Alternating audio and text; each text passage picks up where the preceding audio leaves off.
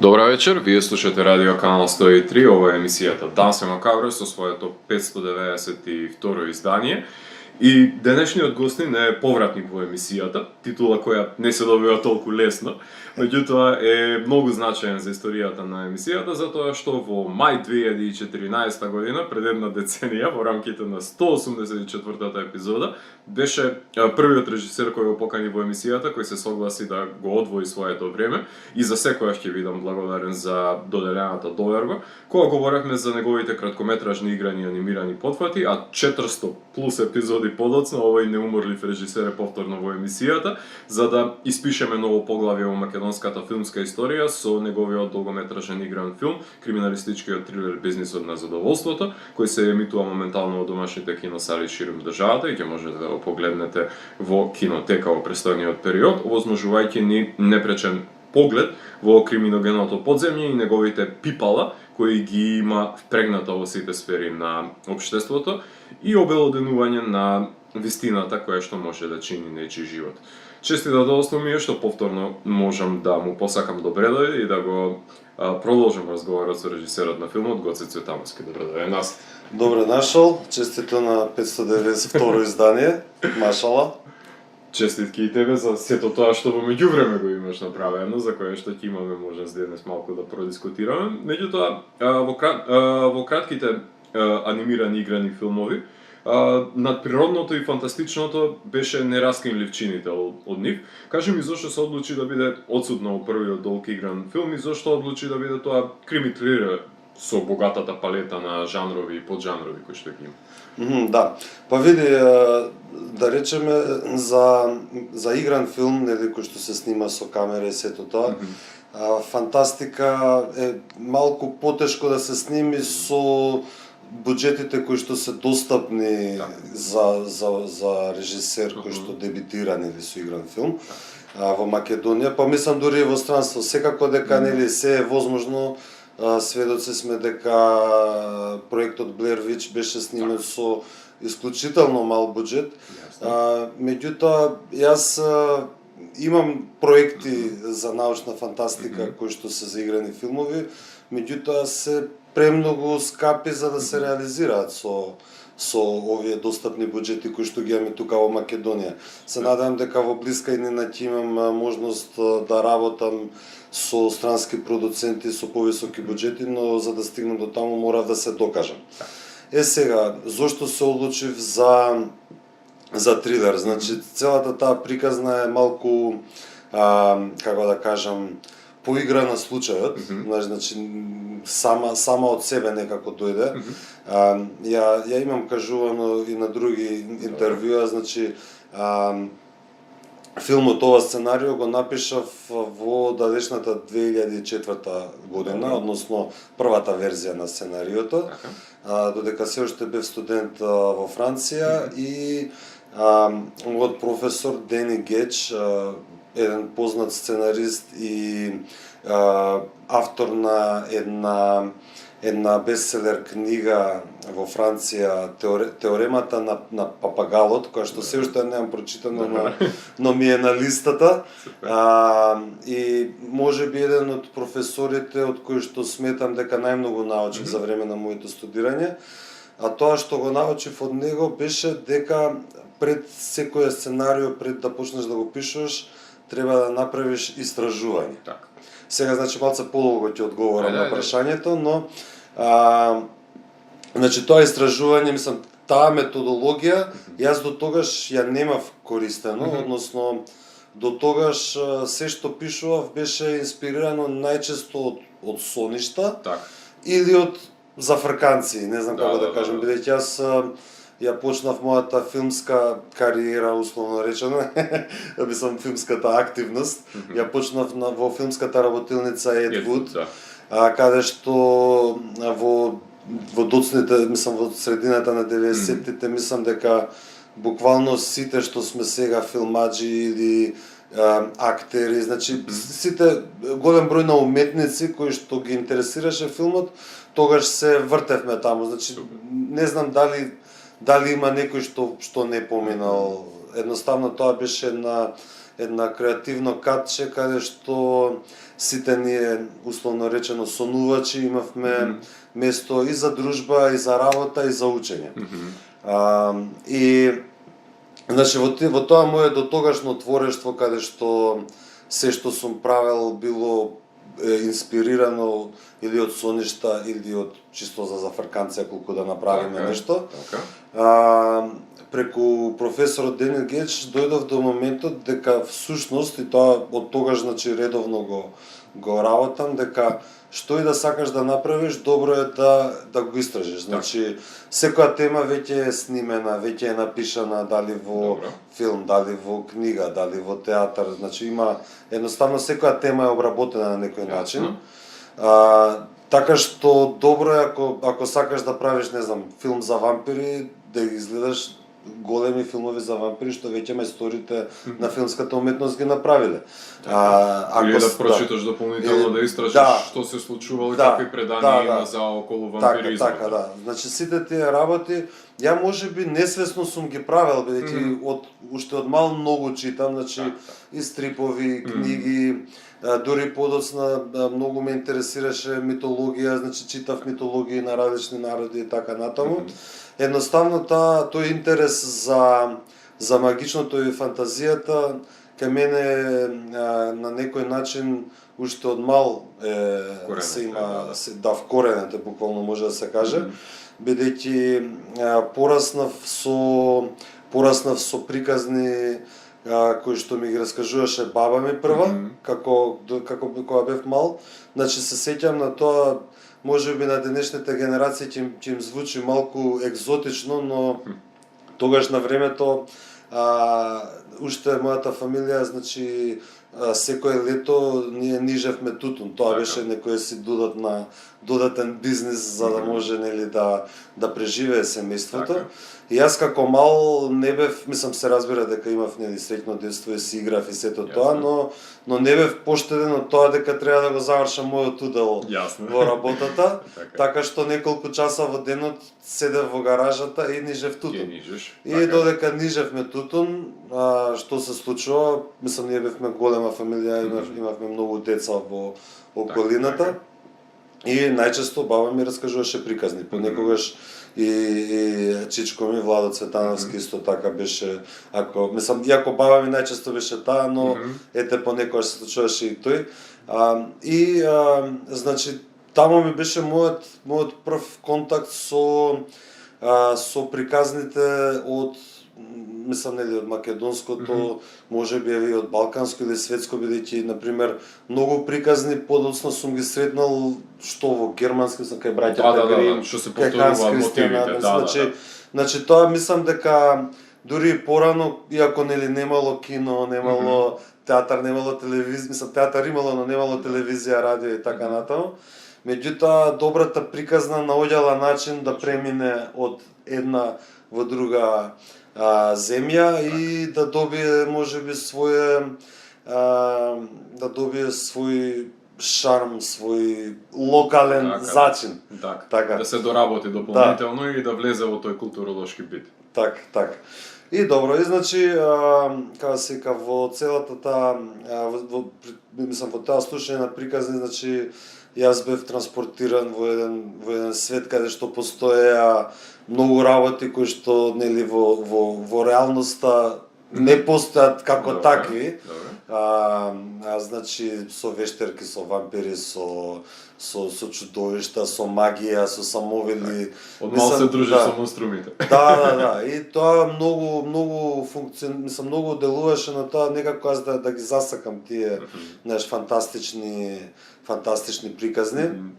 А после исто како многу мал уште, значи јас научив да читам кирилица на 3 или 4 години. А латиница и српски јазик научив сам на 6 години, односно не баш сам, односно на брат ми на времето ми читаше стрипови, ми ги читаше на глас и ми покажуваше со прстот додека чита. Така. И јас од што го гледав и додека тој значи чита и го гледам јас што чита, И после едно време сватив дека сум научил и латиница. Се Да. разбира, кирилицата веќе ја знаев, така Да, тоа лесно ти ми беше да се помогна. приспособиш, освен тие ЧД, Да. знаци. Е така, но така, значи, со помош на стриповите на некој начин сум научил и нов јазик и ново писмо. Така. Така што ете, значи, сега зборувам во моето рано детство, значи, од 4 до 6 години, сум слушал приказни, сум научил да читам и после тоа, како се вика, многу ми беа омилени како дете, па дури толку ми беа омилени што тие книги после си ги зедов во Франција со мене кога се преселив. Тоа беше колекцијата на приказни од Марко Цепенков. Така. Значи ги читав, ги препрочитував, татко ми беше многу како да кажам, беше заинтересиран ентузијаст за етнологија и ги имаше сите книги и за литература, се разбира. Ги имаше волшебни македонски народни приказни, значи разни други колекции така, кои што не беа од Марко Цепенков. Јасно. И исто така треба да го кажам, ова сега ми текна во моментот, значи еден од најпознатите македонски современи етнолози, Марко Китановски. Не сум сигурен дали сме роднини или само пријатели. Добро. Меѓутоа тој значи уште од млад има собирано значи нели по теркот на Марко Цепенков има собирано македонски народни приказни и мислам дека 2 или 3 од неговите книги приказните му ги има раскажувано мојот прадедо Илија Кочовски од Слојштица, кој што бил најпознат раскажувач на приказни во цела Слојштица. Добро, тоа е голем и околината. Да. Значи, нели во тоа време, па кога тој бил жив, тогаш веќе буквално немало ни телевизија, ни радио и така натаму. Мислам дека тоа им била единствена забава. И валење, или перење на ткаени на тоа. Така, валајците. Тоа им било занимавањето. Познатиот бизнис. И кога го правеле тоа, најверојатно ги прераскажувале приказните. Така. И, значи, токму тој прадедо Илија Кочовски, кој што значи, бил познат по својот духовит начин на раскажување на приказни. Познат е по тоа што еднаш кога оделе, не знам сега дали пешки или со конјска кола, му оделе за Битола. Значи, тоа на времето било... Траело, да. Сега било тоа. И тој раскажувал една иста приказна, раскажувал од Слојштица до Битола. Значи, браво. Тоа е било, да. Да. Значи, кој знае колку своји работи си додал за да трае тоа. Најверојатно многу, да. Така, значи мислам најверојатно таа, како да кажам, нишка на раскажување била уште од тогаш. Како и да е, значи, еве да се мала така, јас понекогаш кој ќе отворам вака забегувам, ама нели, ете сега прашањето беше зошто трилера, не фантастика. Да. Но да се навратиме прв на фантастиката, нели. Значи, уште од мал зараснат со овие приказни. Сето тоа се зацементира кога негде, значи ова беше уште пред да знам дека ќе се занимавам со филм. Бев околу 5-то или 6-то одделение и чичко ми Владо Цветановски ми донесе за роденден ми подари една книга на српски од Ранко Мунетич, се викаше Чудовишта која смо волели. Огромна енциклопедија, мислам вака, не знам колку е дадено, 4, 5, 10 сантиметри нешто, значи дебела. И во таа енциклопедија ги имаше сите овие чудовишта, значи вампири, врколаци, вештерки и така натаму.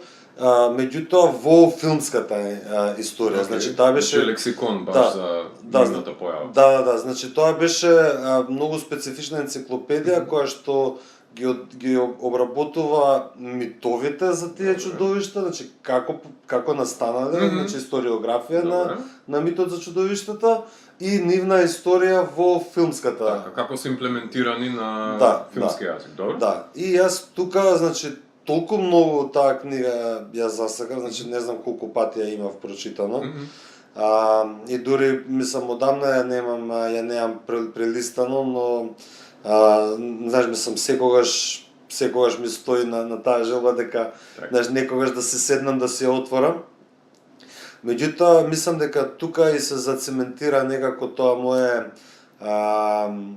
тој мој интерес кон фантастика и се насочи кон филмот на некој начин, бидејќи таа ми беше моја прва филмска книга што сум ја прочитал, значи надвор од раскажување на приказни.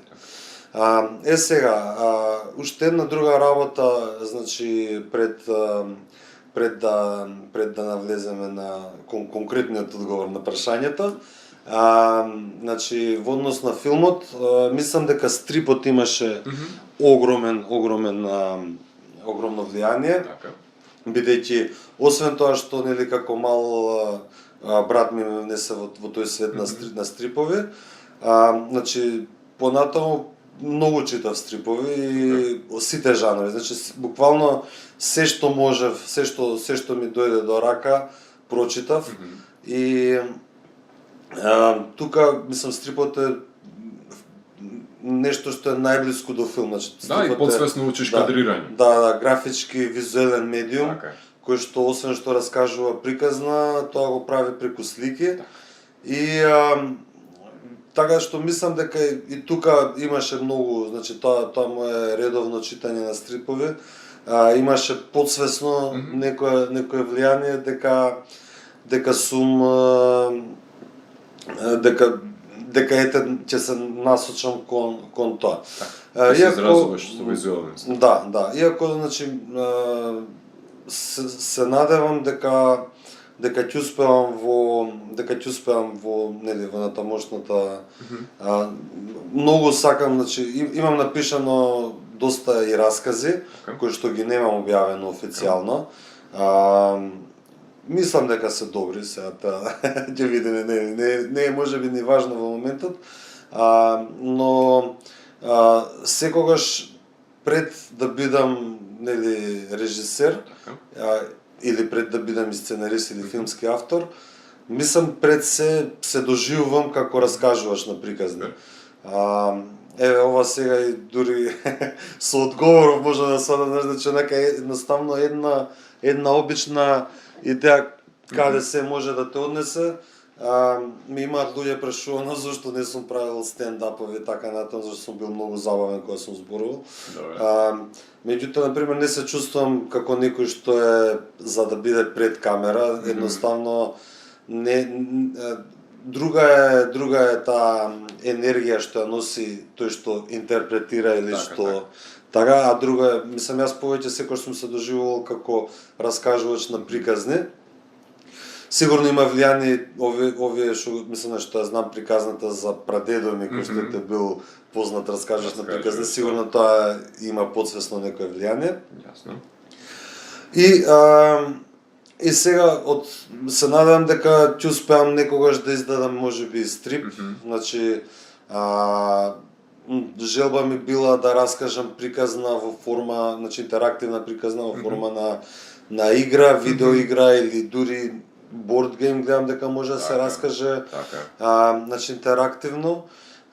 Го имам, значи сето тоа го имам и проучувано, ќе видиме дали тоа ќе се оствари, но како и да е, значи секогаш ме влечело тоа да тргнам од нешто и да го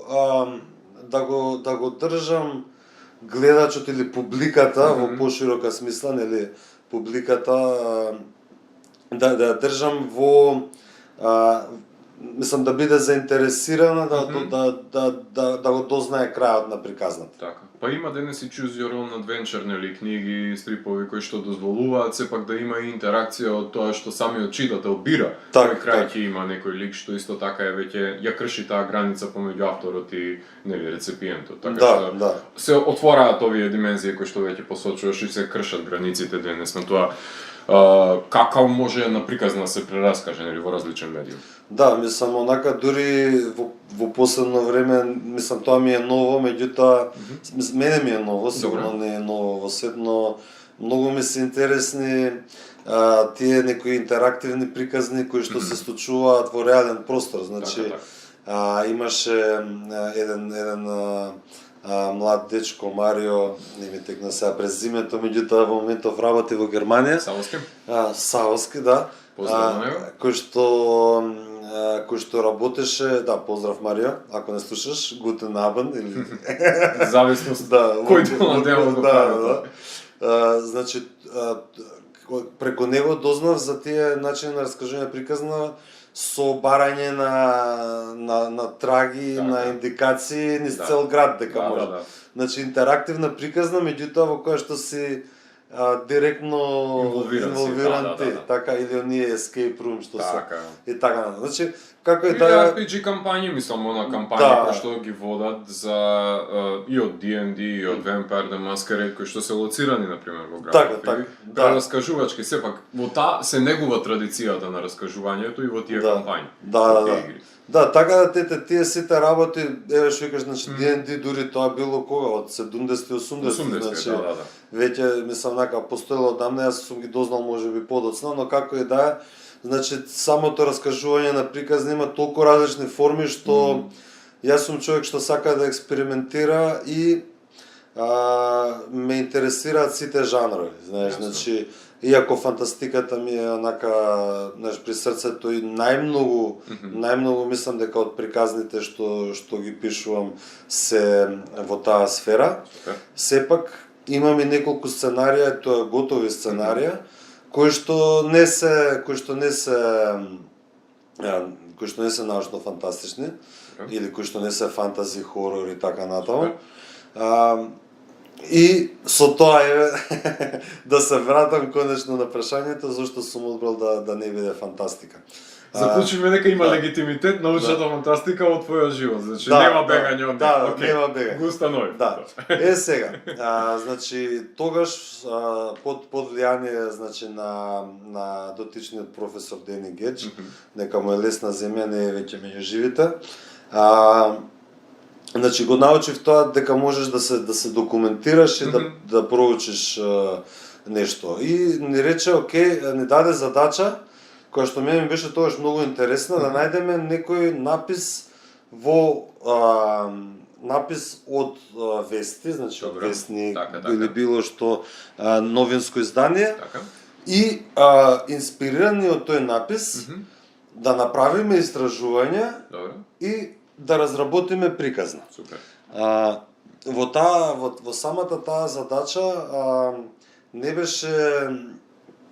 бевме, мислам, не беше крајот на задачата да се напише сценарио за Добро. долгометражен филм, тука едноставно да се помине низ процесот на истражување. Да. Добро. Да, и така. И јас значи ја најдов, мислам, ја најдов една, тоест првин изгледав една емисија на MTV музичката телевизија, меѓутоа тогаш имаше некои документарци. Сега можеби Кога во реалити формат се преминува, кога се крше од музика во тоа, добро. Така, да. И изгледав една емисија за трговија со белоробие, односно секс слевери, како се кажа на Така, аха. Да, трговија белоробие. Трговија со белоробие, да. Значи, таа беше едно потресно искажување на млада жена која што била жртва на тоа и која што кажуваше како воопшто се нашла, значи беше од некоја од советските земји. И аплицирала за работа во странство, за бейбиситинг. Кога дошла, нели, таму, значи дури е платила за да ја однесат нели за да однесат во странство да работи, и кога дошла таму и го зеде пасошот, ја тепале со денови, ја силувале групно, се додека не ја скршиле, додека не ја, како да кажам, додека таа не стигнала до момент дека окей, ќе правам се што сакате, само така. И мислам во целата таа несреќа сепак среќата е што таа успеала некако после некое време да се спаси.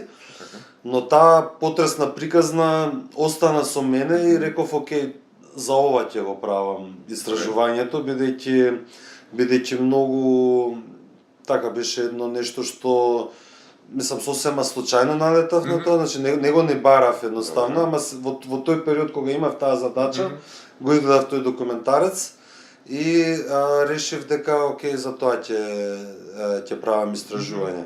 И продолжив со истражувањето, тогаш иако имаше интернет не беше, значи зборувам сега за нека, мислам го почнав за истражувањето, го почнав мислам 99-та, 2000-та. Значи интернетот уште не беше толку брз, не беше се толку достапно како што е сега. А и немав мислам интернет дома тогаш, значи имавме на ADSL беше тоа. И значи во Франција има една многу голема во Париз има голема библиотека во центарот Жорж Помпиду, познат како Бобур. Значи таа е најголемата, мислам дека библиотека во Франција беше тоа. Може би да не е најголемата, но една од најголемите и значи таму го вршев истражувањето, бидејќи имаше пристап до датотеки, значи до весници, до она и можеше преку компјутер во однос на темата да бараш. Да ги најдеш. Да. И така, и значи ја истражив темата, значи дознав доста работи. Една работа што беше многу интересна е дека голем дел од таа значи мрежата која што е меѓународна, нели, која што значи буквално низ цела Европа и низ цел свет има, меѓутоа конкретно е за европската мрежа читав. Дека е водена од две мафии кои што не е важно сега да ги спомнувам, меѓутоа значи дознав дека поминува низ Балканот. Значи дека патот од да речеме од Советскиот сојуз, од тие централно-источни европски земји кон Западна Европа не води директно, значи не е прав. Туку оди надолу од Турција, па поминува преку Балкан и се качува нагоре. Значи вија Игнација за трговија со луѓе. Така нешто, да. И дека е огромен бизнис и дека целото тоа е дека целото тоа е многу малку застапено во медиумите. Треба тајно да биде, нели? За да функционира. И дека многу малку има осудени за тоа, значи и кога тоа го проживеа, значи викам окей, добро, ова е на високо ниво, некој го штити за да може така да функционира. Значи ти да ги имаш сите тие информации, сепак да не можеш да интервенираш на нито еден начин да заврши за решетки сторителот. Да. И добро, значи тоа после тоа истражување мислам заврши тој проект, мислам тој час, како да кажам. Ама со тебе остана... Но темата остана со мене и година или две подоцна, кога требаше нели да бираме дипломска работа, јас го замолив професорот дали сака да ми биде ментор и да пишувам долгометражно сценарио на таа тема. Добро. Тој се согласи, јас бев многу радосен и ми беше тоа огромен предизвик, бидејќи немав до тогаш напишано долгометражно сценарио. Добро. И не бев ни свесен колку тоа ќе биде, како да кажам, тешко Да, на некој да, начин. предизвик во секој Да, случај. да. И нормално требаше да трае една година, кај мене траеше 2 години, бидејќи продолжив со истражување, продолжив со, со самото пишување, значи сакав да направам првобитниот концепт на сценариото, беше исто под влијание, значи тука можеме отприлика да видиме во тој период што ме интересирало. Значи тоа беше периодот кога излезе проектот Blair Witch, кој што кога прв пат го гледав во кино многу ме многу имаше влијание на мене, ме погоди, значи буквално бев, не знаев ништо за филмот и не знаев дали е вистина или не. Затоа денес не би успеал таков филм, затоа што тоа интернетот се споделувањето ќе биде најголем непријател. Тие маркетинг кампањи ќе го уништат секој пресврт што содржи филмот мистеријата, мислам дека придонесе. А тие тогаш успеале, значи после го читав дека тие го искористиле интернетот за да прават некој лажен маркетинг. Ама беа други времиња и тогаш им беше тоа успешно. Да, затоа и бараа непознати актери да мислат дека стварно не постојат, значи паметни беа за кампањата. И значи многу ми се допадна тој момент дека камерата беше цело време некој снима и дека целата приказна беше раскажана преку нивна гледна точка. И се дадов за задача, значи во приказната првиот работен наслов беше Камерманот. И се дадов за задача да раскажам приказната преку камерата на камерман. Ама тоа да биде скриена камера. Значи сега повторно треба да го кажем и контекстот. Добро, point of view сакаше да има од страна на некој што ќе го гледа подземјето, што ќе се нурне во него. Некој што ќе го снима со скриена камера. Значи имаше на Канал Плюс една француска телевизија која што нормално треба да платиш за да ја гледаш, меѓутоа имаше делови, не знам сега дали беше од денот или во викенд или некаде, значи имаше одредено време кога имаше бесплатна програма, значи која што можеш да ја гледаш и која што беше многу квалитетна. Една од тие програми кои што често ги гледав, сега не ми текна како се викаше емисијата, беше ноќна емисија и нешто како нешто не ми се спие или нешто така се викаше. И во незе доста често, значи не беше секој пат, но доста често имаше репортажи со скриена камера. И сега тие репортажи понекогаш беа, например, различни теми и сите беа 16 плюс теми. Значи некогаш беа за продажба на дрога, некогаш беа за свингерс парти во Франција, некогаш беа за некои уметнички настани кои што се на лимит на илегала.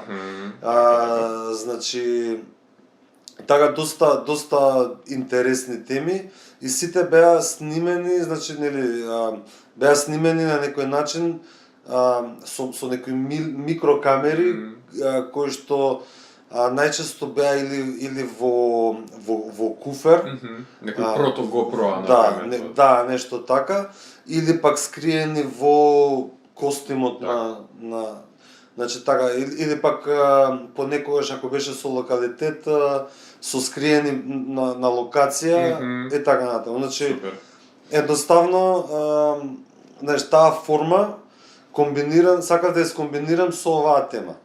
И така дојдов до идејата дека двајца новинари спремаат репортажа со скриена камера, чија што тема е белото робје, трговија со бело робје, и дека тие навлегуваат во тој свет. И како што навлегуваат се замрсува клопчето околу нив и станува се поопасно. Еден голем, се ова не е спойлер за нашиот филм, бидејќи се уште зборувам за првобитниот концепт на филмов. Еден Една од еден од главните твистови што сакав да ги направам во тој првобитен концепт на филмот беше дека беа двајца новинари и сега ти значи новинарот што е камерманот, нели што беше главниот лик, бидејќи камерата требаше биде во неговите наочари и микрофон во пенкало што го држи во џебот. Бидејќи тогаш постојаа такви наочари, но уште не беа со микрофони, мислам, значи не беа оздојдени да, самата технологија не беше напредна, може би имало нели некои. Да, Джеймс Бонд секако дека имал, да. Но како и да е, значи сакам да направам твист дека тој лик, другиот новинар кој што го гледаме цело време, а камерманот можеби ќе го дзирнеме во некое огледало или така на некој одраз во рефлексија многу кратко. Значи дека до пола од филмот ние требаше да мислиме дека другиот лик е главен, затоа што цело време не го гледаме. Но на половина од филмот тој загинува во престрелка. И останува и тука сваќаме дека всушност главниот лик е тој што снима. Кој што до тука само сме го слушале и можеби сме го дзирнале неколку пати. Така што мислам дека тоа беше така доста интересен концепт. Сега проблемот беше дека јас да го напишам тоа и додека да стигнам до момент да го реализирам, излегоа уште неколку филмови кои што беа со таков концепт. Излезе Ред, не, така беше Ред? Да, мислам Рец. Рец, да, излезе Рец, шпанскиот. И уште неколку имаше, сега не ми текнува, но фан футич филмови кои што или пак со некој што снима нели со камерман, мислам екипа која што снима нешто, им се случуваат разни работи. Па и ВХС антологиите, сите има по некој сегмент од ВХС антологиите кои на еден или на друг начин се снима.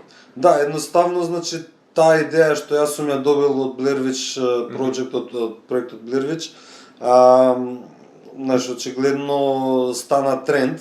Мислам, ако успев можеби да го снимам веднаш кога ќе го напишав, ќе беше се уште ново, но меѓувреме поминаа неколку години, излегоа повеќе филмови и веќе не беше веќе се засити тој. Да, се засити и мислам и јас на некој начин го надраснав тоа сценарио, иако ми беше многу добра вежба за мене, значи драматуршки да напишам приказна која што ќе држи 90 минути, сепак едноставно се откажав, значи го сватив како школска работа и се концентрирав на други приказни, на други проекти.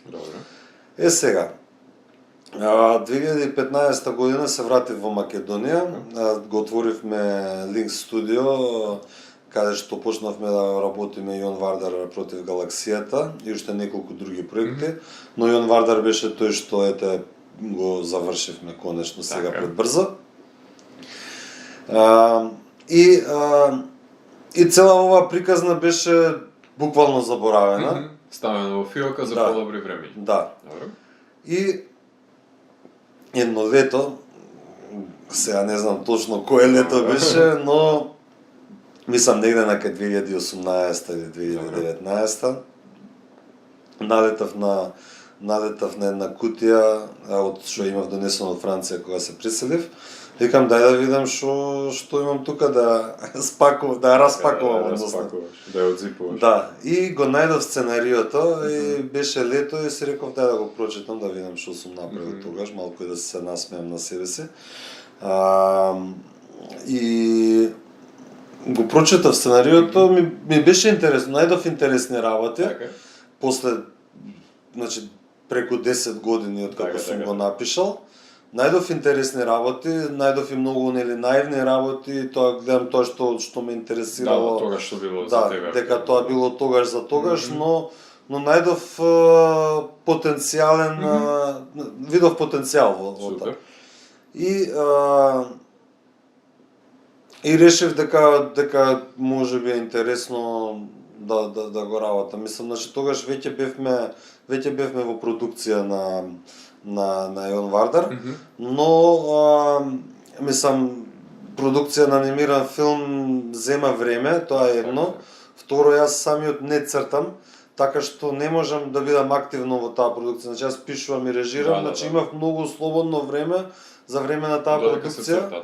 Во кое што јас сум таков човек што не можам повеќе од неколку дена да седам без ништо да правам, морам нешто да пишувам, морам нешто да работам, едноставно што да кажам, не ме држи место и Не ни треба. Да. Мора да излезе креативата од тебе некако. Да, и ако не правам нешто, не се чувствувам добро едноставно. Значи, Се разбирам. Дури на одмор, тоа луѓе ми се смеат. Значи јас кога сум на одмор, ми треба после 2-3 дена одмор да се одморам од одморот. Па да седам да седам на работа малку, па после пак да се вратам. Јасно. И тоа многу луѓе ми се смеат за тој концепт затоа што најверојатно сум еден од ретките што така функционира.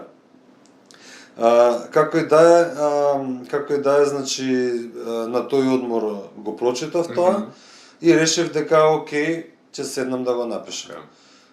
Седнав, го пренапишав сценариото, го адаптирав за македонски услови, значи таа приказна дека се новинари веќе не можеше да функционира, бидејќи тука не е до толку развиено тоа и мислам пред се, како да кажам, мислам во тој првобитниот концепт тие новинари има финансиски некој интерес да ја направат репортажата, бидејќи тие репортажи се многу добро платени во Франција, иако се опасни, нели? Да.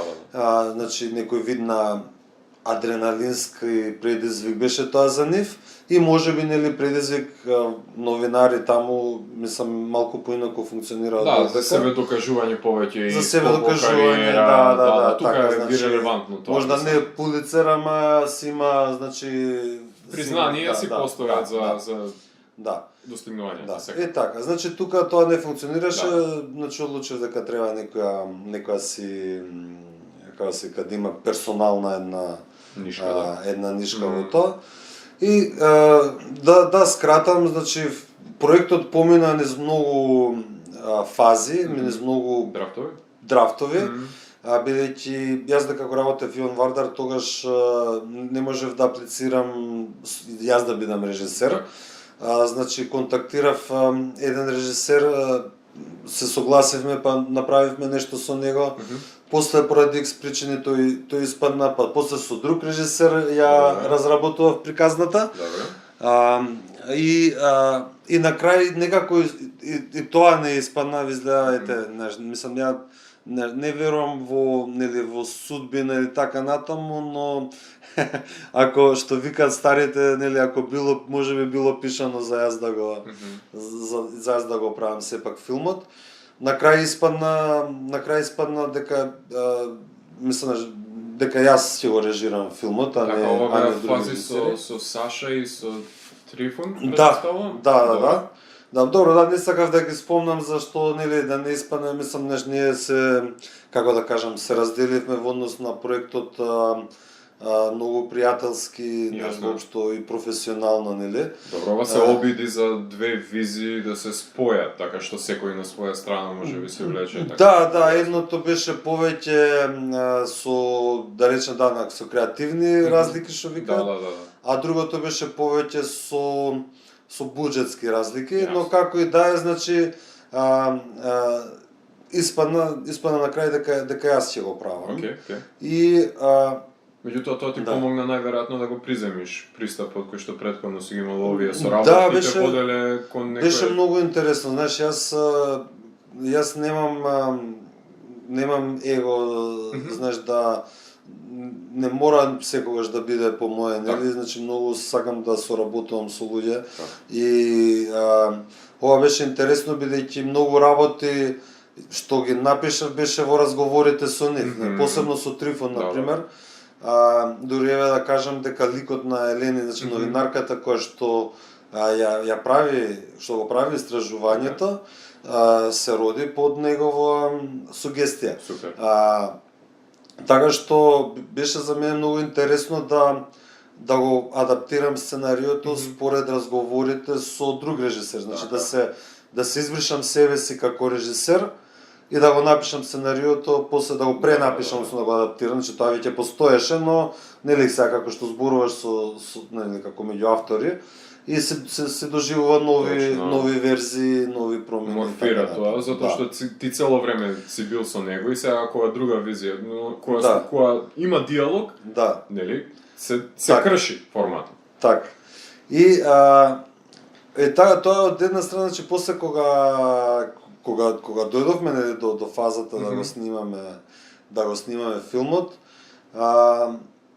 тоа сценарио беше на некој начин ни ваму ни таму, значи имаше многу елементи од повеќе автори. Добро. Франкенштейн малку. И малку беше Франкенштейн, што мислам нели сега откако филмот е завршен, имам и нели јас сум секогаш многу самокритичен кон мојата работа.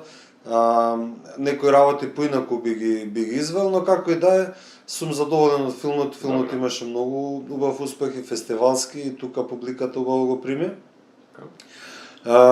И така да ете тоа, значи на тој начин дојдов до крими трилер. Од студирање до истражување, до заборавање, до продавање, адаптација, работа со различни режисери, разминување на раскрстување со патиштата со нив, и филмот некако дојде повторно кај мене за да биде направен. Жанрот ми е многу интересен. Знаеш, например, имам нови сценарии исто кои што се, значи трилери кои што не се фантастика, кои што се значи сосема реални, можеби кои што како да кажам, кои што допираат до жанрот хорор, например, ако го гледаш кога јагнињата ќе стивнат, па и Angel Heart. И Angel Heart. Добро, Angel Heart има малце има фантастика, да. Па и Long Legs во последно време. Уште го немам гледано на листа ми, ама го многу добри критики слушнав за филмот. И дури кога бев сега во Сиджес, бев на еден семинар каде што не знам дали беше продуцентот или дистрибутерот, некој од екипата на Long Legs раскажуваше како го развиле филмот и како го спакувале за да го реализираат. Како и да е, значи секој раскажување на приказна ми е интересно, со жанр не се ограничувам, многу ме интересира фантастика, многу сакам фантастика. Но сум пишувал и комедии, значи реални комедии, сум пишувал трилери и пишувам и нови, значи трилери кои што немаат фантастични елементи. Така што едноставно секоја приказна има свој собствен начин како почнала. Во моментов имам околу 16 приказни кои што се надевам дека до крајот на животот ќе успеам да ги реализирам. А тек другите што ќе почнеш да ги пишеш? Да, тек другите ќе видиме, значи така. И мислам да направиме малата, како се кажа, да забележиме, значи нели 16 долгометражни филмови, тоа е доста, меѓутоа мислам амбициозен сум, не сакам да речам барем пола од нив да направам. Не, сакам сите 16, па ќе видиме, значи тоа зборуваме за сега за минимум во моментов. Каде е ситуацијата? Можеби некој од нив ќе отпадне, можеби ќе го одраснаме така натаму. Можеби ќе се вратиш на некој повторно како во случајот. Да, например, јас обично мислам сакам, милувам да мислам дека не се откажам од ниеден проект што сум го напишал. Затоа што мислам дека ниедна идеја не е лоша сама по себе. Само зависи нели како ќе разработиш и како ќе реализираш. Така. Меѓутоа идејата сама во себе секогаш содржи неограничен потенцијал и токму затоа идеите, ако гледаш од правна гледна точка, идејата не можеш да ја заштитиш. Да, значи идејата многу луѓе викаат, ама тоа беше и моја идеја. Чекам, Не. значи идејата правно не можеш ти да ја заштитиш. Значи ти можеш да да ја го конкретизираш. да го заштитиш Брендот, конкретното да, што е настанато од таа идеја. Значи Така, тие ликови во таа приказна, во таа околина. Реализацијата Да. можеш Да. ако веќе има И некако. затоа секоја идеја личи на некоја друга. И секоја идеја има неограничен потенцијал. Нели, наше е дали ќе ја реализираме до крај и дали ќе го дадеме она посебно за таа да биде уникатна. Така. Знаеш, тој посебен некој зачин, таа некоја посебна комбинација. Авторскиот Да. печат, да. Да, е така натаму, меѓутоа сите сценарија, сите приказни што ги имам напишано, се надевам и мислам дека некогаш ќе ги реализирам. Ќе видиме нели тоа како во реалноста ќе се преведе, но јас сум тука, тие се тука. Нема бегање, мора да се соочиш. Каде ќе може да се погледне во престојниот период филмот? За бизнисот зборуваме? Да. Да, значи сега имаме првин може да се види на Бахамите, Добро. на иднава недела, на 17 ноември мислам дека е проекцијата. Имаме две проекции на Бахамите на два различни острови во рамките на меѓународниот Бахамски интернационален филм фестивал. Супер. Многу интересен фестивал, жал ми е што не можев да отидам нели првин заради екзотиката на местото. Па се разбирам, се Да. одмора тоа. Како? Да. Второ, фестивалот неколку години, мислам своите први 10 години бил под патронажа, како се вика Добро. патронажа, може да се каже, Да. на Шон Конери, Океј, добро. кој што живеел тамо, по своите последни години ги доживеа тамо. И кој што мала анекдота, не знам дали тоа го знаеш, еден проект мој што го работев, Добро. тој го има прочитано. Супер. Знаеш, бидејќи му понудивме улога, го прочита и му се јави на мојот партнер во Шкотска. За Cosmic Brew. Да, за Comic Brew, да. проектот, му се Супер, јави за да супер. го, мислам да ни каже дека веќе не работи. Аха. Тогаш беше веќе тој официјално пензиониран. И истата година ги одби и Brave, значи Pixar, Disney и така натаму, кои што сигурно му понудиле огромен хонорар. Јако, Шон Конери, Да. вика не, мислам. Меѓутоа, сакам да кажам, бев многу горд што Шон Конери го има држано во своји раце сторибордот кој што го сработивме овде и приказна која што јас сум ја напишал и кој што иако не ја прифати, доволно му било интересно и вредно за да се јави лично да ни каже не, наместо да ни пише или воопшто да не одговори, кој што многу често, например, може, мислам, имам контактирано со поголеми продукции, така, односно сум пробал да контактирам, па некогаш нема да добиеш одговор, или пак ќе ти одговори агентот. А ова имавме директно од него контакт, што и тоа телефонски. Што едноставно ми беше голема чест на таква легенда да знам дека го разлистала тоа и дека, значи му кажал на мојот партнер дека му е многу интересен проект. Бидејќи тоа беше проект што требаше да се, мислам, со шкотска, поврзан со шкотска митологија и на таа врста основа го контактирав. Добро. Да, и значи фестивалот е во Бахамскиот фестивал под патронажа на Шон Конери, што беше на времето, и каде што имаат дојдено доста јаки фаци.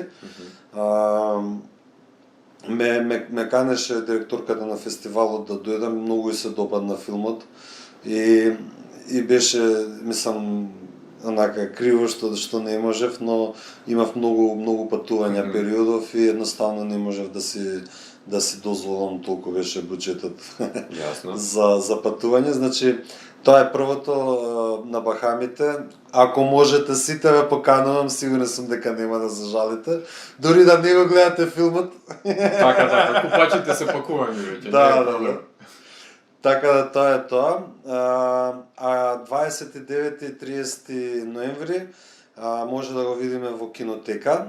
Јас ќе бидам таму на 29-ти, ги поканувам сите слушатели на Данс Макабре, или Данс Макабре на француски. да дојдат кој не го гледал филмот или доколку има некој што сака уште еднаш да го гледа. Ќе бидеме таму, ќе направиме муавет. Би сакал да спомнам малце оф топик, но вчера бев на Прво убие ги децата на Димитар Оровчанец во кинотека. Многу филм, многу интересен, ми беше, многу се израдував што беше преполна салата и беше одлично примен филмот од публиката. И како да кажам, мислам Димитар го знам од средно, се дружиме одамна. И многу ми беше мило што првен филмот многу ми се допадна. Второ што публиката така убаво реагираше, значи имаме една нова генерација на автори и македонскиот филм почнува да се диверзифира. Значи веќе не личат филмовите еден на друг.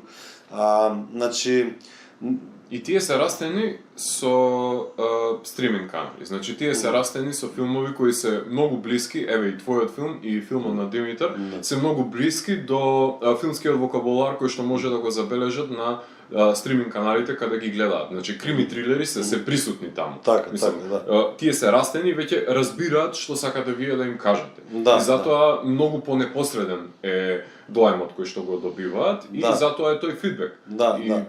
Мислам дека комуницираат и двата филма.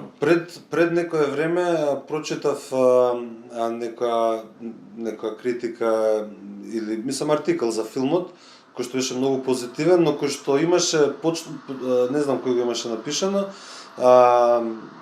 но имаше на паралела дека и јас и Оровчанец уште некој филм беше спомнат, дека има слични тематики, нели, како крими, трговија со луѓе и така натаму. И си реков, чекај, колку е сега тоа слично или не, се исплашив да не... меѓутоа кога изгледа филмот, значи толку е различен, значи Димитар си има своја друг аспект приоѓа, можеби како тематика е допрено, но ми беше мило дека филмот е првен тотално различен, значи Димитар си има еден свој авторски печат, јас имам поинаков. И многу ми беше мило што мислам, значи гледам во македонската кинематографија дека мрдаме нанапред, мрдаме нагоре и мрдаме во сите правци. Значи многу квалитетни филмови излегоа последниве години, многу различни филмови излегоа последниве години. Ете го Тедуа има на комичен начин со вработува продажбата на жена. Мислам дека Тедуа беше исто спомнат во. И тука има трговија меѓу има комичен аспект. Така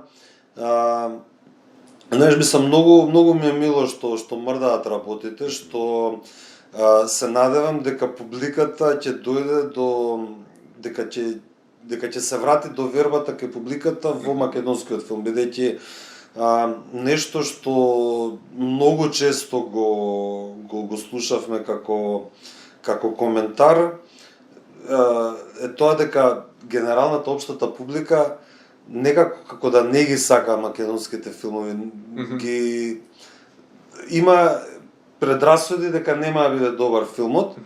И сега тоа нема да го коментирам зошто е така, но мислам дека сега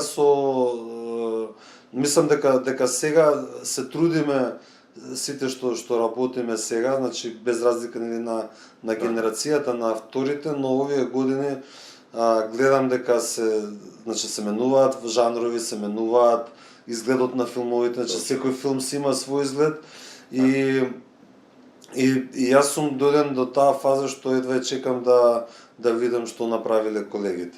И така и треба да биде, затоа што се менува публиката и се менува пристапот кој што го имаат и кон македонскиот филм, затоа што паралелата секогаш ќе ја прават со пушење, ќе посочам филмовите со кои што растеле, значи тие ги имаат гледано и Seven, и Reservoir Dogs, и Goodfellas, меѓутоа ги гледале пак на дигитален пат и знаат кој јазик го користите вие, значи знаат со што се изразувате. Сега споредбата ќе биде неминовна со оглед на тоа што ова се мултимилионски буџети кои ги имаат и ќе очекуваат очекуваат и македонскиот филм да изгледа Да. како нив, меѓутоа да е правен со 1/100 од буџетот кој што Така, го имал така. Марти и Квентин, така што. Да.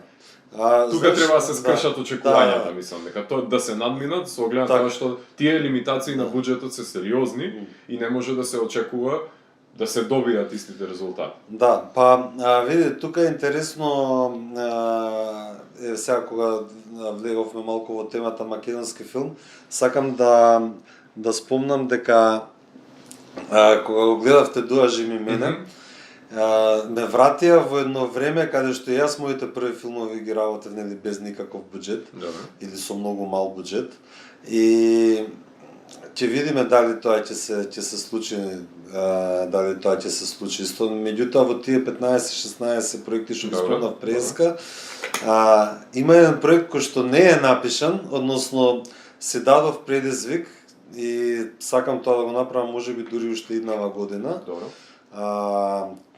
Сакам да снимам филм долгометражен без буџет и без сценарио. Okay. Значи импров филм. Импров филм. Голем фан сум на импров групата, која што ја мислам неколку млади креативци, актери ја започнаа пред неколку години. Добро. И ги следев, значи првите 30 на настапи сигурно мислам дека сите ги видов. Последно време не сум бил, бидејќи бев доста зафатен со завршување на овие два филма. Така. Но те доажи ми мене ме инспирираше, мислам ја им честитав на дечките за храброста, за истрајноста, да направат филм кој што не е финансиран. Мислам дека, нели, иако е тешко е, но може да се направи филм без буџет. Важна е идејата, важен ентузијазмот. Треба, нели, одреден буџет сепак, барем минимален, барем да ја нахраниш екипата и да ја донесеш до локацијата. Тука би се надоврзал, мала една дигресија, ама го спомнавме пред да почнеме. Читав една книга од Роџер Корман, како направив 100 филма во Холивуд, преку 100 филма во Холивуд и еднаш не изгубив ни еден денар или долар. И исто е тоа, значи во комбинација со те доажи ми, значи читањето на таа книга ме врати во тоа време, значи тогаш немањето на пари, немањето на средства некако не беше лимитирачки, ама беше и ослободувачки, знаеш. Немаше одговорност на некому на XY фактор да треба креативно да се лишиш од него. Да, и кога го снимав Бизнисот на задоволството, тогаш беше работен наслов Денот на жената. Значи кога го снимав, ја осетив таа тежина, тој притисок кој што го прави да имаш голема филмска екипа, да имаш буџет со кој што работиш и план на реализација. Значи ние имавме 24 дена снимачки. Добро.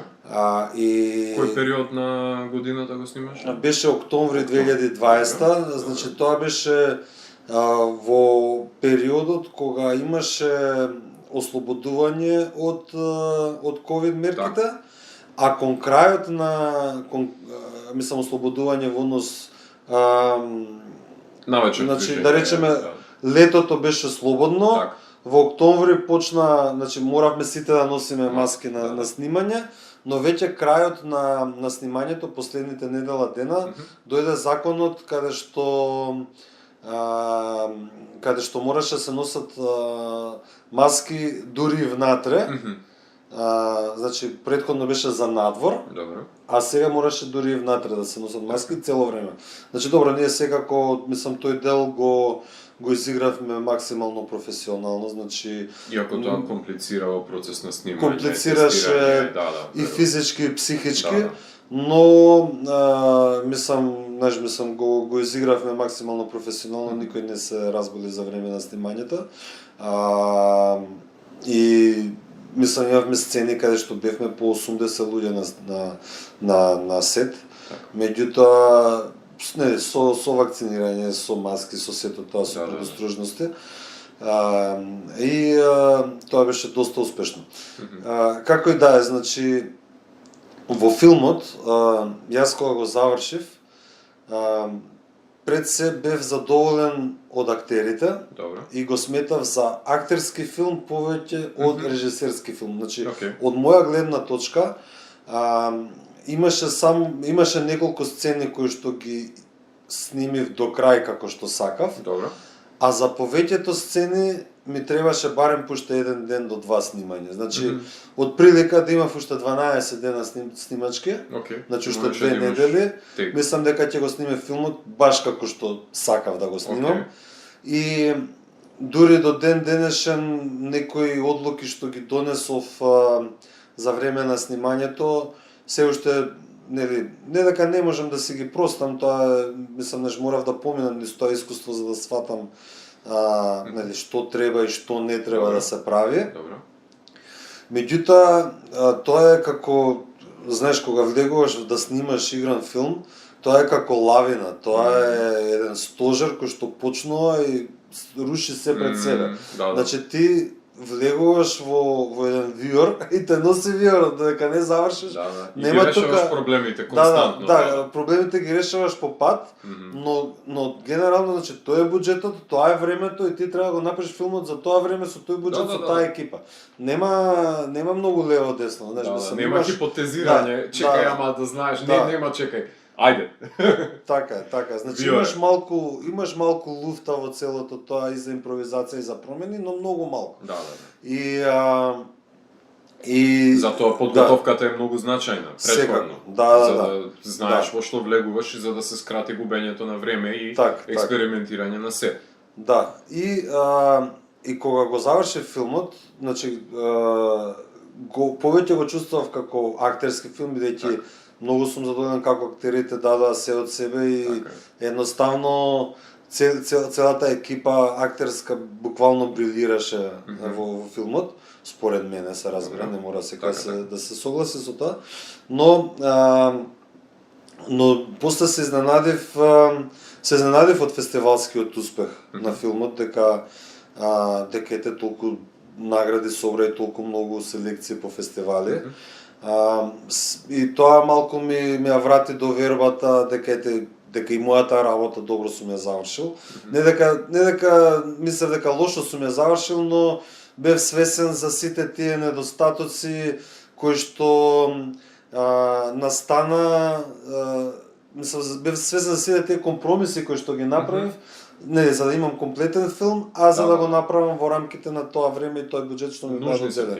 Нужни се, секој ги прави, секој автор. Нормално, значи тоа нема бегање. Немаш одврзани буџети као. Да, мислам дека дури во најголемите филмови има понекогаш, можеби се тие помали компромиси, но има проблеми, има нешто се решава. Да, Джеймс Камерон не може да добие 10 тонски танкер, сега може 9 тонски. Да. Тие се маките. Ама ги наоѓа, да, ќе се снајдеш со тоа. Што беше дека си задоволен од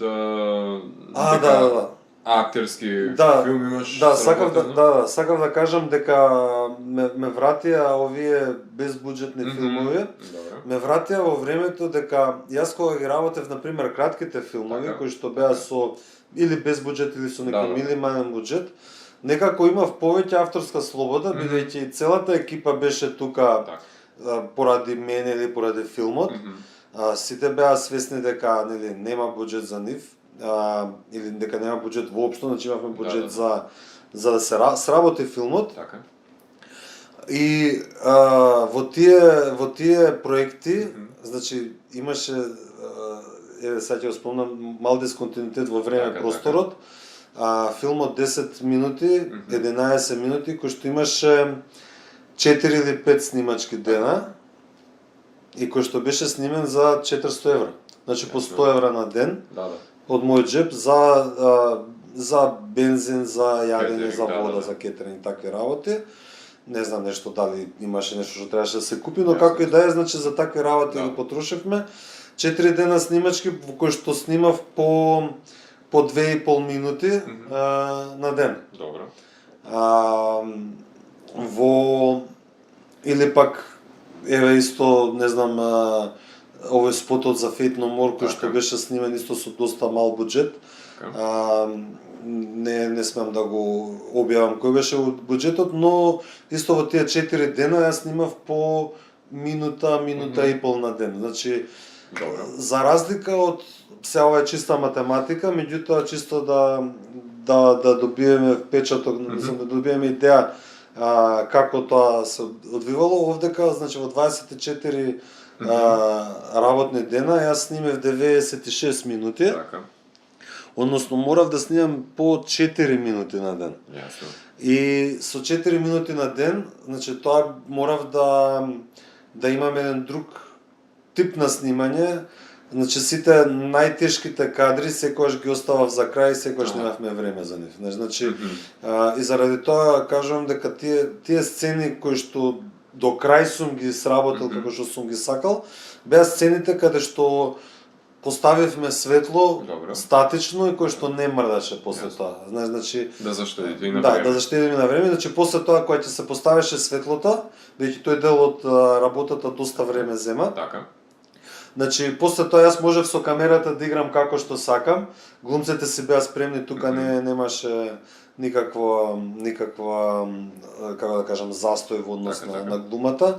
Не сам и светлото секако, значи тоа толку време не може побрзо да се сработи. Да. Се губи тоа време. Да, стандард. значи не дека нешто светлото работело побавно отколку што требало, туку едноставно, значи таа слобода со камерата ја добив само во сцените каде што имавме поставено статично светло и каде што не мрдаше, значи таму, знаеш, го поставуваш еднаш и после снимај како што сакаш камерата, веќе знаеш со некои минимални корекции. Поместување, да. И така натаму.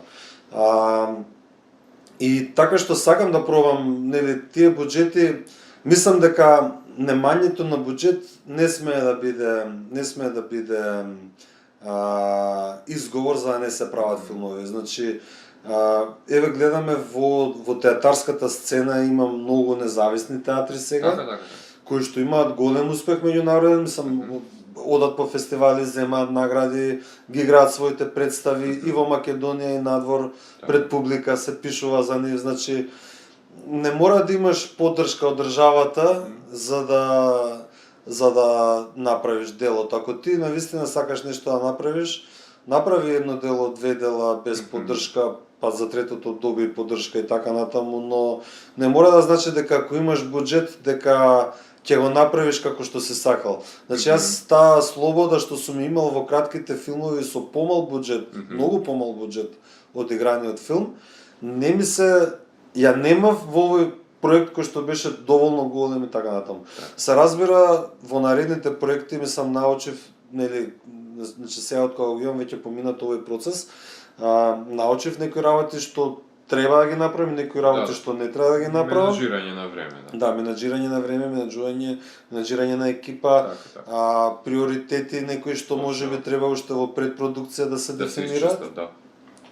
И како и да е, да, значи мислам дека Ти фали таа слобода која што си ја ми имал. фали таа слобода и секако, нели, нормално е за да се направи посериозен филм треба посериозен буџет, но исто така денеска со обичен телефон може да се сними филм. И многу мислам, значи тоа е во светска филмска индустрија е пракса, значи луѓе снимаат филмови во една соба со 4 глумци, се разговара и така натаму и успеваат да ги пласираат. Да. Значи нема изговори. Да. Нема изговори, дефинитивно. Да. Ова е само еден краток вовед за сето тоа што ќе имаме можност да разговараме во текот на емисијата, која започнавме со композицијата Cone of Shame, односно тоа е творбата која што имаше можност Гоце да сними спот на Fate No More, односно дел од албумот Sol Invictus, кој што ги реобедини и сега за жал во последно време и не се повеќе активно, Да. односно секој на своите патишта се ги Да. си заминал од овие членови со оглед на тоа што имаат други бендови каде што го вложуваат нивното време и после конопше имавме можност да ја слушнеме и соработката помеѓу Ed Sheeran со Bring Me The Horizon, односно композицијата Bad Habits, за која што исто така имаше можност да работиш за анимираната форма за оваа творба. Слушаме Ed Sheeran на 103, меѓутоа го слушаме со дисторзија, уште еднаш посочуваме, сепак е во домените на алтернативната сцена. И во продолжение ќе слушаме трейлерот, односно најавата за самиот филм, така што останете со канал 103, следува еден прилично интересен разговор со Гоце за бизнисот на задоволството. Данс е Макабре е емисија во која 16 сезони се зборува за уметност, се борба против лицемерието, зависта и користолюбието, туку уметниците се вистински херои, а не политичарите, и секој издание е на мала победа против шундот, апатијата и предрасудите.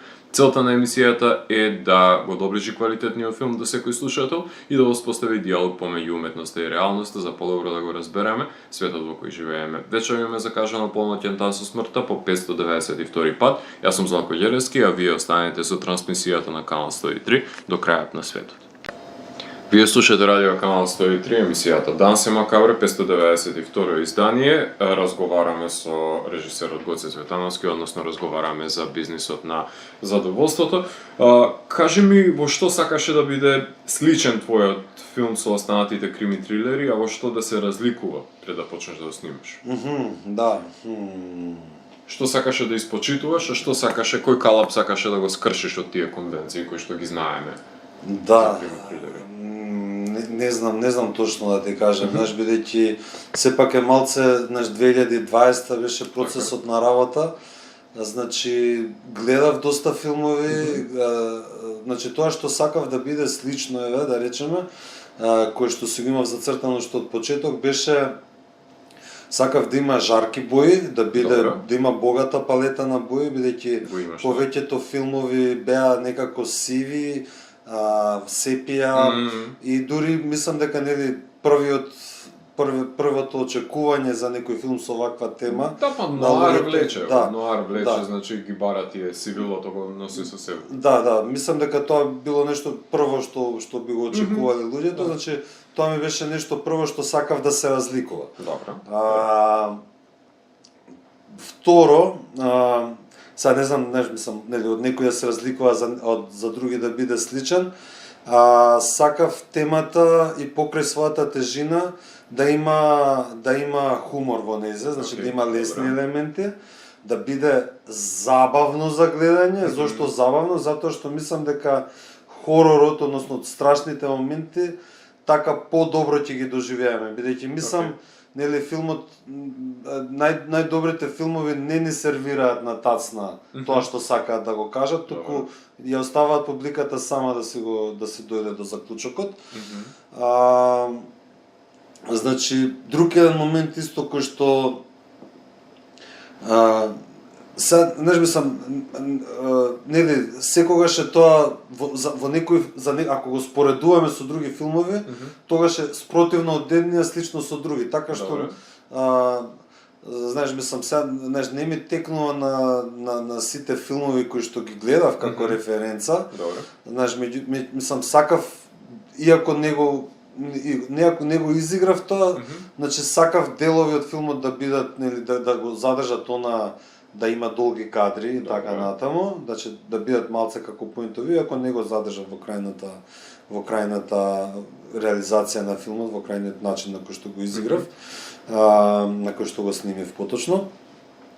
Но да речеме во референтни филмови гледав филмови кои што беа снимени во еден кадар. Значи не беа секогаш со point of view, не беа мислам секогаш со субјективна камера, туку едноставно филмови кои што беа во еден кадар снимени или со долги кадри. Гледав се и се што, знаеш, значи би можел да кажам повеќе можеби во однос на како режисерскиот, она што викаат, нели, директор стейтмент, како режисерскиот пристап кон филмот го разработив. Значи, друга работа што сакав беше приказната да биде универзална, односно да нема локални елементи. Аха. Значи, иако филмот, нели, да речеме има македонци, има албанци, има Да. роми, има така, значи тоа не е филм кој тоа е филм што може да се случи било каде и во било кој град. Затоа и градот Скопје го снимив на начин каде што нема елементи каде што ќе го препознаеш градот. Дури некои елементи, значи снимавме на улица Македонија, но тој елемент го направивме Ја видоизменивте, да. Да, ја видоизменивме. Значи тука имаше можеби малку алмодоварски момент во однос на Да, се нагласените бои, да. жарки бои и така натаму. Значи тие се некои сличности. А ги добивте сите локации на кои сакавте да снимате и кои ги Да, имате на ум? да, значи ги добивме сите Добре. локации, морам да признам дека највозбуден бев за две локации. Добре. Едната беше локација која што ја направивме. И Добре. тоа беше прв пат каде што во мојата досегашна кариера да биде изграден сетот за потребите на филмот. И толку бев возбуден кога дојдов таму, бидејќи навистина Дејан Ѓошевски кој што работеше сценографијата го долови толку му тоа што го сакав. Знаеш, значи тоа не можевме да го најдеме. Значи не беше прашање да го добиеме, не можевме да го најдеме. Значи тоа беше малку од американските филмови, значи онаква некоја малце поголема соба за испрашување, Така. со дупло огледало Точно. и така натаму. Кој е конститутивен, таа мора да е, Да. мислам. И значи ми кажува, јас сакав да ја снимиме во автентичен во автентична локација, но ми кажува и продуцентите дека едноставно тука нема така. Не изгледа така во постои, полиција, да. дека се помали, Испрашувачките дека се соби, да. нема, мислам не можев да го добијам тоа што го имам замислено. И тоа го направивме, значи за таа локација бев многу возбуден. Супер. Затоа што беше, како да кажам, значи токму како што сакав и бев многу возбуден кога дојдов и кога видов дека тоа место кое што беше во рамките на еден факултет, мислам дека во Европски универзитет дека снимавме во подрумот, но беше изградено комплетно за филмот, за потребите на филмот. И не знам, многу се израдував, многу бев возбуден. И ти да се почувствуваш како Финчер малку, Да, така? Не да. само тој да може да си гради да. сетови како сака. Да, така, а втората локација која што бев исто така возбуден беше токму улица Македонија, затоа што ја видоизменивме, значи додававме бои и така, значи беше непрепознатлива. Значи тоа после како да кажам, значи тоа беше значи локација која што не постои во Скопје, ама ја изградивме ние да биде таква. Јасно. После некои луѓе ме прашува и коментира зошто тоа не било снимено каде што навистина, нели, проституцијата во Скопје се случува. Меѓутоа, мислам, се работи за фикција, значи Може да се одвива ако секаде, не снимав може, документарец, ќе Така. снимав таму, но јас сакав да покажам еден друг како да кажам пристап кон самото, значи јас реалноста на таа приказна ја задржав во темата и во тоа што навистина мислам дека секогаш за да може тоа да постои, да работи така, значи ние во Македонија, кој што е еден главен канал од кој што поминува, значи имаме можеме тоа да го видиме дека кога се правеле такви некои раци, да речем, кога се значи се знае, јавно се знае каде се случуваат тие работи. Меѓутоа, значи кога имало некои раци, никој не е уапсен за тој криминал во Македонија. И кога имало раци, тие ги апсат девојките кои што се жртви, значи на таа трговија, значи тие ги апсат затоа што нелегално работат во Македонија. Вау. Да, не може да удрат по тоа што тоа е всушност, тоа е всушност според мене само притисок кон сопственикот на бизнисот за да им плати рекет. Мислам, тоа е Значи државна така. И како и да е, значи тоа во однос на реалноста, Ама ништо тоа не му значи на странски гледач кој што не знае каде се во Скопје, едноставно значи, нема да се гледа филмот само тука, така што не ни мора да снимаш на... Да, и мислам додадов и малку надреализам има во филмот, значи има една сцена каде што канцеларијата на еден од главните е во базен, во некој спа до пола. Значи тоа тотално е надвор од реалноста и јас само, знаеш, мислам тоа не е случајно така замислено. Едноставно сакав да прикажам некоја декадентност која што е надвор од нормалата. Да, хедонизам е сепак не. Да. И така што мислам ете тие локации многу ми беа мили, значи можеби нели недостатокот на фантастика во филмот беше покрен со тоа што направивме сцени специјално за филмот кои што беа малку надреалистични, мислам надреалистични во однос на тоа, за да биде сепак доловена зацртаната. Да, мислам дека во однос на приказната беа сосема валидни и сосема исправни како одлука и сакав значи да го снимам Скопје да биде модерен град, значи да избегаме од тоа дека мислам значи иако не сакав да се препознае градот, значи дека може во било кој град да се случува.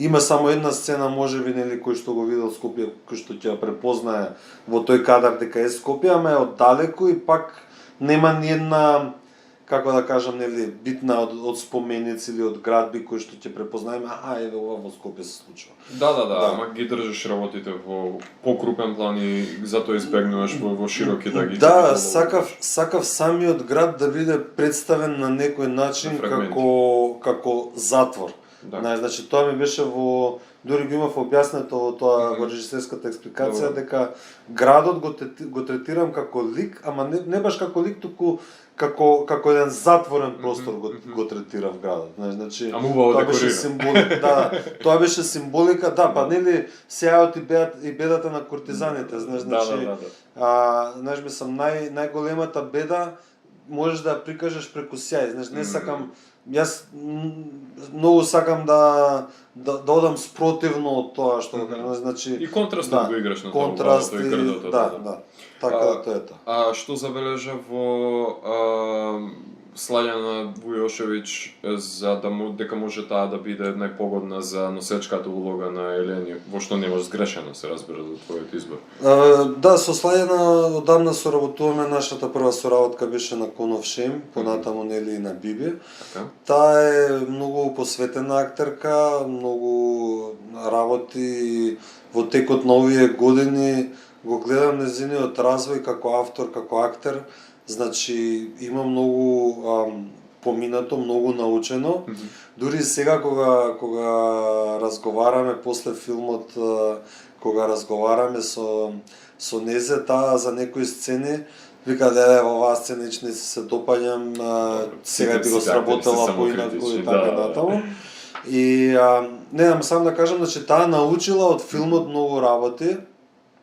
И го кажува тоа, значи сега вика имала поинаков пристап кон некои работи и така, значи јас правев кастинг за таа улога и тоа што го видов, не знам, мислам, јас дури на почетокот на филмот, бидејќи веќе имав соработувано со незе неколку пати, не сакав да, значи, како да кажам, Слаѓана имаше условно речено не минус, ама значи сакав да пробам да работам со друга актерка за улогата, но сепак на крајот испадна дека токму Слаѓана е таа што треба да биде во улога. Јас сум сосема задоволен од изборот, не само од незе, туку целата актерска екипа. Мислам дека тотално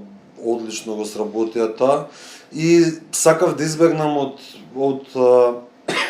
од познати актери на македонско ниво, не дека не се добри, туку едноставно сакав за овој филм публиката да не ги препознава актерите, знаеш, значи да има таа, како да кажам, нели, тоа што го нема во документарниот филм, да речеме, мислам, да се почувствува малце како пореалистично затоа што не ги знае актерите, туку да влезе во приказната, знаеш, да не рече ова е тој познат актер, туку едноставно актери кои што ги нема гледано на големото платно да бидат кои што ќе ја возат приказната пред се. Така, истиот принцип на Blair Witch ова е што ви имале Санчес и на некој начин, за да не бидат прелажани дека тоа се познати актери, туку дека се луѓе кои што може понепосредно да биде поврзување на самите гледачи. Со нив е сега за двоецот на Јони Арвен, односно за Муса Исуфи и Исмаил Касуми, потребно е да има баш и непосредности во нивната соработка, затоа што нивните ликови заедно се симнуваат во криминогеното дубло во подземјето. Како дојде па до Муса Исмаил и зошто се одлични за овој двоец? Да, и ова исто е интересна приказна која што има мала претходна, нели, бекграунд, што ти пробам да го сумирам колку што може пократко да го раскажам. Значи, на времето бев професор во една од приватните филмски школи тука во Скопје и еден од моите студенти, Ибраим Деари, се издвојуваше по пристапот кон филмовите, беше еден од ретките што имаше направено филмови пред да почне да студира. Значи тоа беше многу слично на мојата приказна. Значи, еден од неговите филмови кои што ги имаше сработено како студент, игра и Муса и Исмаил, и тоа беше мојот прв контакт со нивната работа, и иако филмот беше на албански, јас едноставно ги осетив како актери колку се моќни. И подоцна Исмаил го сретнав на еден фестивал во Митровица. И не го препознав веднаш, бидејќи имаше пуштено долга коса и брада, значи беше поинаков од филмот во кој што го имав видено. Меѓутоа, одма вака на фаца ми беше како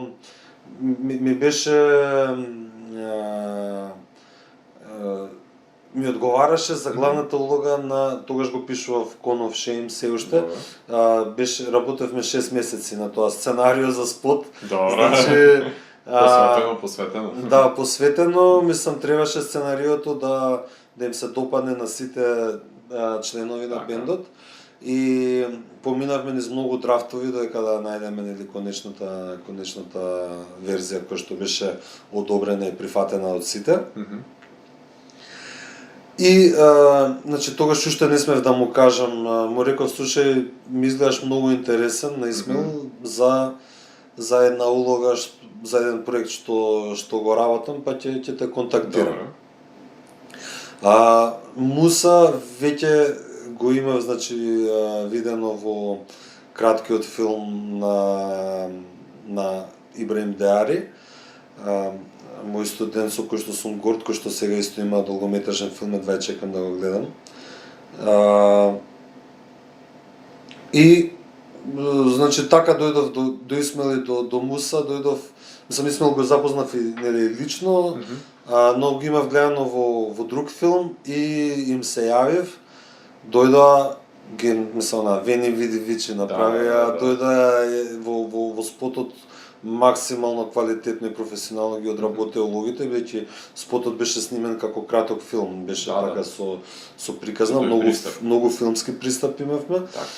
И после таа соработка, па знаеш, значи ова сценариото кога го видов, мислам дека значи ги видов нивните, значи во двата новинари, кои што сега не се новинари веќе во новата адаптација, ги видов Муса и Исмаил, и јас уште тогаш знаев дека тие ќе ја играат, мислам уште пред да го адаптирам сценариото, можеби и тоа што веќе претходно соработувавме на спотот, ме натера, да после кога го препрочитав сценариото, значи го видов потенцијалот на приказната, но ги видов нив двајца улогите кои што се сега. Супер. Знаеш. Супер. Значи, така што некако тоа само од себе дојде органски многу и неочекувано на некој начин. И за тие две улоги, уште кога ги пишував, знаев дека ќе бидат тие, значи се единствени за кои што не направив кастинг. Добре. Обично тоа ретко го правам, значи обично за сите мои проекти правам кастинзи за повеќето луѓе, бидејќи сакам да им дадам шанса. Знаеш, не верувам, мислам, понекогаш се случува, нели, окей, тој актер ми треба за таа улога, но обично правам кастинги за тоа што сакам да видам, нели, некојаш ќе ти изненадат луѓето, знаеш, некој неочекувано ќе дојде за таа улога што си ја планирал, можеби што си мислел дека можеби некој друг ќе ја има. Сега чувствуваш и потреба да им дадеш поевиден шарм и харизма на негативците во овој филм. Значи, од друга страна, тука се карактерните обележја, например, на ликовите кои што се наоѓаат од таа страна на злобниците, предводени на Игор Мајкин, ајде така да го наречеме, како што се посочува филмот, глумен одличниот Дамјан Цветановски, полн погодок за улогата на самопрогласениот сводник на увезените девојки. Сега колку па од една страна и анимираниот Killing Joke и воопшто стрипот, односно неговиот Джокер имаш удел за визуалното прикажување на овој лик. Да. Па види, мислам дека повеќе беше можеби подсвесно отколку свесно. Добро. Сакав тој во една од постарите верзии на филмот, ликот беше многу поагресивен, многу по на прва топка да речеме, значи по еднодимензионален, по дводимензионален. И во делот кога, знаеш, мислам во делот кога работевме на приказната со Трифон, дојдовме до заклучок дека тој лик не треба да биде толку агресивен, дека треба страшноста на ликот да доловиме не преку агресија, туку преку неговата лудост, преку неговата финост, да речеме. Значи тој да биде страшен со насмевка, наместо со шамар, да речеме. Така. И Иако го има и тоа. Да, секако да, но знаеш, значи го тогаш го сменив пристапот кон ликот. Супер. И го напишав така на тој начин, значи да биде знаеш, мислам, повеќе одев кон некој се видна Ариевец и можеби би го споредил со првата сцена од Inglourious Basterds, како е на македонски. Неславните копилиња. Значи, каде што овој офицерот доаѓа и тако фин, елоквентен, зборува и со тек на време нешто ти е малку оф, нешто ти значи, тоа ми е мене една од можеби најстрашните негативци, една од најдобрите, мислам, онака диалошки сцени, отворачки сцени на филм е таа.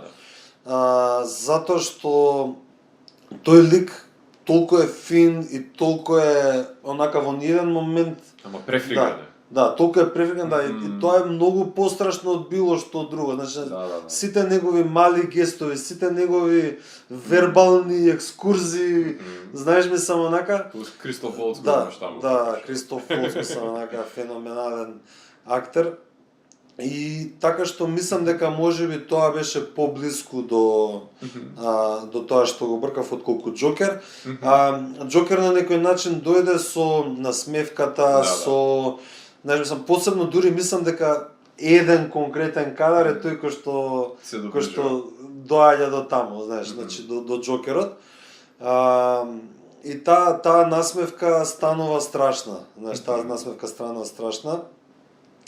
Да, ете, мислам дека тоа беше пристапот кон тој лик. И со самиот избор и со неговата реализација. Да, би кажал уште една работа само за овој лик конкретно, значи кога работевме со Дамјан, јас во еден момент, мислам, ме праша зошто ми даваш различни индикации, значи од еден тек во друг, Така. му дадав сосема различни индикации. Добро. И тоа беше затоа што сакав да извлечам од него лик кој што не е стабилен емотивно, значи кој што е биполарен на некој начин, да. И кога, мислам, тоа не му го кажав претходно, но кога ме праша му реков па затоа што сакам да го добиам тоа. И тој рече добро, во ред, имам доверба, ти само кажувај ми што бараш од мене, јас ќе одам таму. И ние, значи, за да добиеме лудоста на тој лик, работевме со различни индикации. Значи тој во секој тек различно го глумеше ликот, за да доловиме такви промени на расположение во самото, значи тоа после нормално и со монтажа и така натаму, но самиот лик, значи таа лудост на ликот ја бркавме со тоа што еднаш го играше на еден начин, еднаш на друг начин и после тие ги комбинирав. Добро, кажи ми со што си најзадоволен, а со што си најмалку задоволен од филмот? Да, задоволен сум со многу аспекти, знаеш, значи актерите, музиката, фотографијата, знаеш, мислам сценографија, знаеш, значи сите елементи кои што беа тука, сум задоволен, значи задоволен сум со целата екипа, најмалку задоволен сум од мојата работа, затоа што мислам дека можев да направам многу подобар филм, иако филмот е одличен, мислам, задоволен сум со филмот, но мислам дека можев да направам уште многу подобар филм, ако ми требаше малку повеќе искуство, знаеш, да ми беше втор филм наместо прв. Иако реално, знаеш, мислам, Јон Вардар го почнав пред ова, така што, знаеш, мислам, малце тука и двата ми се прв и втор филм истовремено. Но збориме сега за, знаеш, мислам, за игран филм, сепак е многу друга, знаеш, мислам, јас последниот филм го имав 2017 снимано краток, претходно 2013, знаеш, значи многу малку снимав во периодот, бидејќи се занимавав и со анимирани проекти, значи, едноставно снимање на долгометражен филм, мислам дека тоа ми беше конечната дипломска работа, знаеш, значи, и самиот филм си имаше нели своја една приказна, нели можеби да го пишував директно за мене, ќе беше можеби сосема поинаков од тоа што е сега. Но да, најмалку сум задоволен од мојата работа и можеби имаше некои технички моменти во филмот, но знаеш, не сакам да спомнам бидејќи тоа е поврзано нели со луѓе кои што ги сработиле тие делови, не сакам да се почувствуваат навредени или не знам што, знаеш, мислам така што знаеш, меѓутоа мислам дека сето тоа сепак на крај сите грешки во филмот на крај јас сум ги одобрил и сум ги направил, така Да, тоа ти ја извршуваш таа функција, ти подпишуваш се што ќе биде составено. Да, значи сега дефинитивно знам каде и кога треба да речам не и да инсистирам повеќе на некои работи и мислам дека тие грешки нема да ги направам повторно. Така имаш таа ретка можност да си еден од малкуте режисери кои што има два филма кои што му играат моментално во кино. Јон Вардар против галаксијата е анимираниот долгометражен филм кој што го моментално може да се погледне исто така во нашите киносали, како па си задоволен од реакциите на домашната публика за овој филм? Да, Јон Вардар сум презадоволен, значи поубаво, многу подобро од колку што очекувам. Мислам, нели можеби како што се надевав, но реакциите на премиерата, што реакциите на тие аплаузи, овации, до сега со ниеден друг мој проект немам доживеано таква реакција од публиката. И едноставно, знаеш, мислам, сите тие насмеани лица после тоа и знаеш, луѓе кои што сакаат после повторно да дојдат, па што им го препорачуваат на пријатели и така натаму, мислам дека филмот пополни една голема дупка, не само како прв анимиран долгометражен, тука и како прв хардкор фантастичен филм. Значи хардкор, зошто хардкор? Затоа што сме имале нели филмови со фантастична содржина и приказна и така натаму, но меѓутоа токму поради тие недостаток од буџети, сме немале филмови со вонземјани, со вселенски бродови и така натаму. Со милиони светови помеѓу. Да. Значи сега ова е филм кој што тргнува буквално од Македонија, ама ја носи, ја носи после приказната на носене на интергалактичко патување и најсреќен сум со реакциите од децата, бидејќи децата многу уживаат во филмот и се смеаат и така натаму. Една работа што се уште ја очекувам и која што не знам колку е, нели? Значи не знам колку младите одат да го гледаат филмот, бидејќи овој филм е за млади, за возрастни. Тоа сакам со Cineplex да го се надевам дека ќе можеме да го организираме, бидејќи за сега филмот игра само во дневни термини, значи до последната проекција во 6 часот или во 7, што мислам дека е премногу рано за повозрастна публика и ме прашуваа многу луѓе зашто не игра подоцна, бидејќи или треба да одат во викенд да го гледаат, а немаат време после работа на пример, додат ако има проекција од 8 или од 9, барем една да има. Да, мислам дека за таа публика ќе се отвори простор да оди да го гледа. Мислам дека сите геймери во Македонија, сите љубители на фантастика, значи има публика, мислам дека филмот е за сите. Значи дури луѓе кои што не сакаат фантастика, кои што дошле на филмот поради тоа што сме се познавале, поради познанство и така натаму.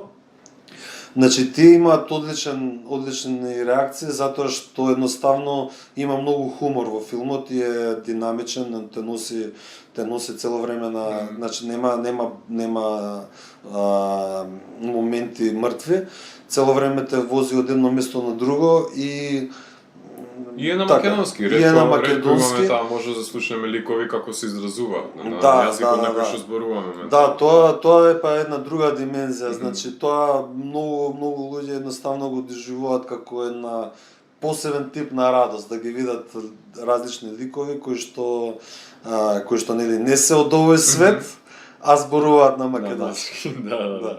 Кажи ми што е последно што си гледал да препорачаш филм, серија, книга, музика? Да, значи тоа е вчера што спомнав прво убеги децата. Добре. Жал ми е што насловот на филмот отвори такви едни дебати.